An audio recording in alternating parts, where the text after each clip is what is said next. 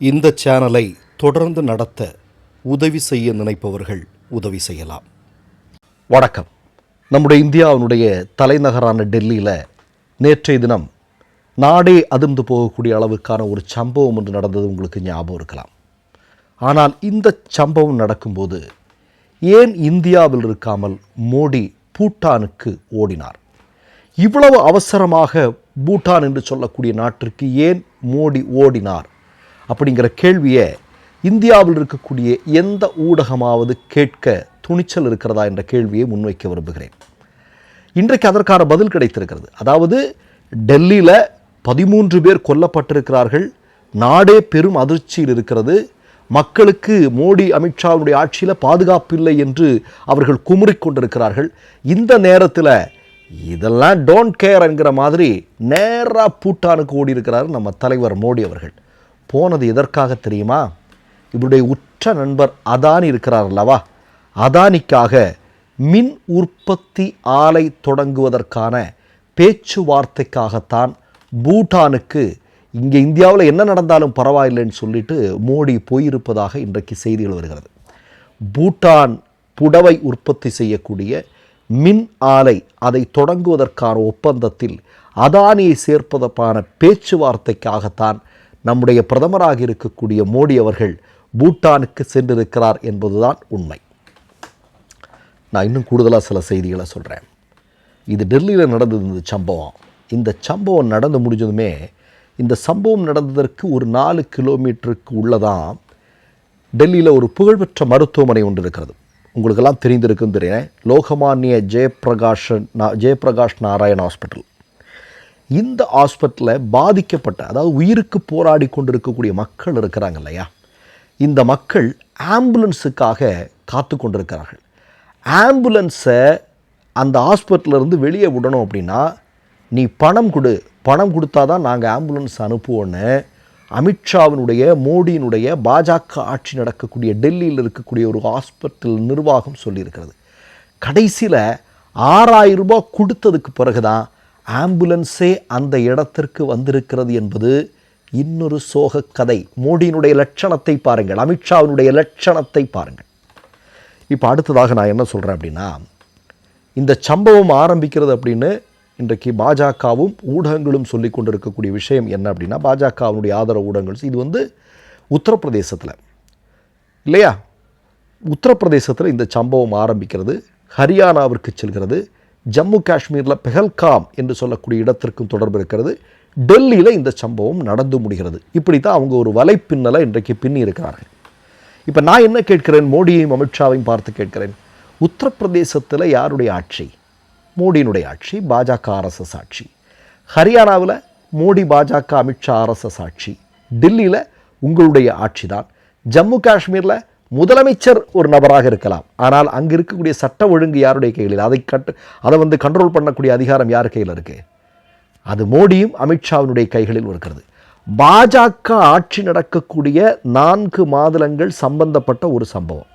இங்கே சர்வசாதாரணமாக ஆர்எஸ்எஸ் ஊடகங்கள் சொல்வதையே சொல்கிறேன், ரெட் ஃபோர்ட்டில் மற்றும் பல இடங்களில் பல மணி நேரம் இவ்வளவு வெடிகுண்டுகளோட ஒரு கார் சர்வசாதாரணமாக அலைந்து திரிந்து கொண்டிருந்தது அப்படின்னா மோடி அமித்ஷாவுடைய லட்சணம், ஆட்சியினுடைய லட்சணம் என்ன? இப்போ நான் நினைக்கிறேன், உத்தரப்பிரதேசத்திலேருந்து இங்கே வரா, இப்போ ஹரியானாவிலேருந்து 2 பேர் டெல்லியில் நுழைஞ்சிருக்கிறான்னு சொல்கிறாங்க. அது இவ்வளவு பெரிய சக்தி வாய்ந்த வெடிகுண்டுகளோடு நுழைந்திருக்கிறார்கள் என்று சொல்கிறார்கள்.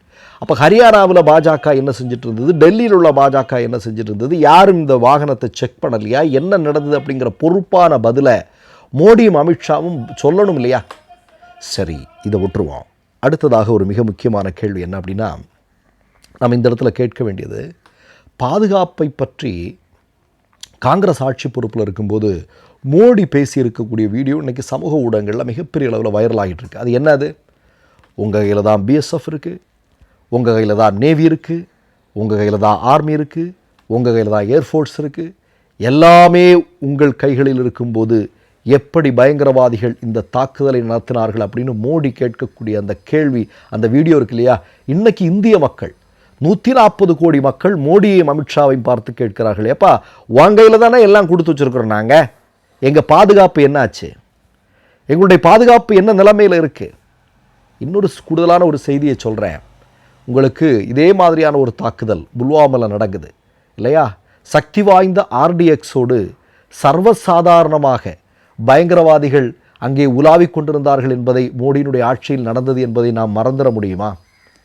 பெஹல்காமில் சாதாரணமாக ஒரு 200 கிலோமீட்டர் தூரத்தை இவ்வளவு பாதுகாப்பான இடத்துல சர்வசாதாரணமாக உள்ள நுழைஞ்சு இந்திய பெண்களுடைய தாலியை அறுத்திருக்கிறார்கள் என்றால் மோடியும் அமித்ஷாவும் என்ன செய்து கொண்டிருக்கிறார்கள் அப்படிங்கிற கேள்வியை மக்கள் கேட்பாங்களா இல்லையா? அப்போ மோடி அமித்ஷாவினுடைய கைகளில் அவர்கள் ஆட்சி செய்யும் போது இந்தியா என்று சொல்லக்கூடிய நம்முடைய நாடு பாதுகாப்பாக இல்லை என்பது மீண்டும் மீண்டும் உறுதி செய்யப்பட்டு கொண்டிருக்கிறது இல்லையா? பொறுப்பேற்றுக்கொண்டு ராஜினாமா செஞ்சுருக்கணும்ல இதுக்கு முன்னாடி அமித்ஷா. சரி, அதெல்லாம் விட்டுருங்க. அடுத்ததாக நான் ஒரு கூடுதலான ஒரு செய்தியை சொல்கிறேன். சம்ஜோதா எக்ஸ்பிரஸ் வெடிகுண்டு நிகழ்வு இல்லையா? வெடித்த நிகழ்வு இல்லையா? உங்களுக்கெல்லாம் நம்ம எல்லாரும் மறந்துட மாட்டோம் இல்லையா? இந்த சம்பவம் நடந்ததற்கு பின்னால் இன்றைக்கு ஆர்எஸ்எஸ்னுடைய தலைவராக இருக்கக்கூடிய மோகன் பாகவத் தான் இதற்கான எல்லா திட்டங்களையும் எங்களுக்கு கொடுத்தார் அப்படின்னு அசீமானந்தா என்று சொல்லக்கூடிய ஒரு ஆர்எஸ்எஸ்காரன் கொடுத்துருக்கக்கூடிய ஒரு ஹிந்துத்துவாதி கொடுத்துருக்கக்கூடிய ஆதாரம் இன்று வரைக்கும் எல்லா இடத்துலையும் கிடைக்குது. புத்தகங்களாக வந்திருக்கிறது, ஊடகங்களில் வந்திருக்கு. யாராவது மறுக்க முடியுமா? ஆனால் இன்றைக்கு அந்த ஆர்எஸ்எஸ்னுடைய தலைவராக இருக்கக்கூடிய மோகன் பாகவத் யாராக இருக்கிறார்? மோகன் பாகவத் என்று சொல்லக்கூடிய நபருக்கு மோடி அமித்ஷாவுடைய ஆட்சியில் இந்தியாவுடைய குடியரசுத் தலைவருக்கு கொடுக்கக்கூடிய பாதுகாப்பை விட அதிகமான பாதுகாப்பும் பந்தோபஸ்தும் கொடுக்கக்கூடிய காட்சியை நம்ம பார்த்துட்ருக்குறோம் இல்லையா? இப்போது ஒரு 3-4 இஸ்லாமியர்களை பிடிச்சிருக்கிறதாக சொல்கிறாங்க. எப்போதுமே நீங்கள் வழக்கமாக பார்த்தீங்க அப்படின்னா இது மாதிரியான சம்பவங்கள் நடக்கும்போது ஒரு 4-5 இஸ்லாமியர்களை பிடிப்பது, அவர்களை தூக்கி சிறையில் போடுறது, பிறகு அந்த பிரச்சனை அப்படியே ஒன்றும் இல்லாமல் போகிறது அப்படிங்கிறது பல வழக்குகளில் நம்ம சுட்டி காட்ட முடியும். தவறுகள் யார் செஞ்சாலும் அவர்கள் தண்டிக்கப்பட வேண்டும். அதான் இந்திய மக்களுடைய கருத்து. அதில் எந்த விதமான சந்தேகமும் இல்லை.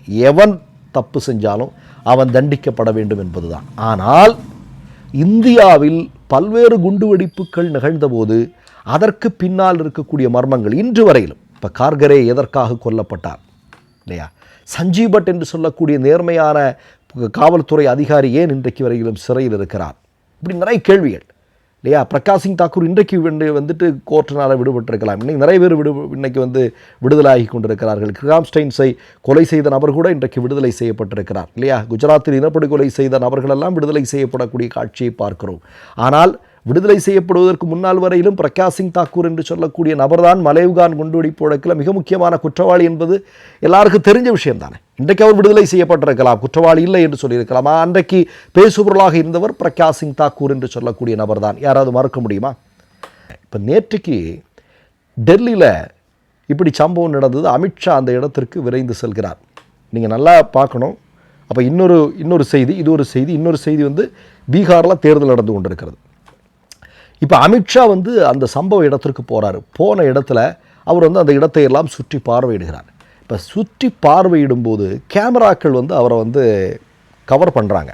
அப்போ அந்த கேமராவுக்கு பிரச்சனை வரக்கூடாது அப்படிங்கிறதுக்காக அமித்ஷா பார்வையிடுகிறார் அப்படிங்கிறத உலகம் பார்க்கணும் அப்படிங்கிறதுக்காக அதற்கு மறைவாக இருக்கக்கூடிய, அதற்கு கொஞ்சம் இடைஞ்சலாக இருக்கக்கூடிய நபர்களை எல்லாம் எப்படி மாற்றி அமித்ஷா பார்வையிடுகிறார் என்பதை ஊடகங்களின் வழியாக, ஆர்எஸ்எஸ் ஊடகங்களின் வழியாக வெளி உலகிற்கு எப்படி தெரியப்படுத்த வேண்டும் என்பதற்கான ஒரு பிரத்யேகமான ஒரு முயற்சி இன்றைக்கு ஒரு வீடியோ மூலம் வெளிப்பட்டிருக்கிறது. அதையும் நீங்கள் இப்போது பாருங்கள்.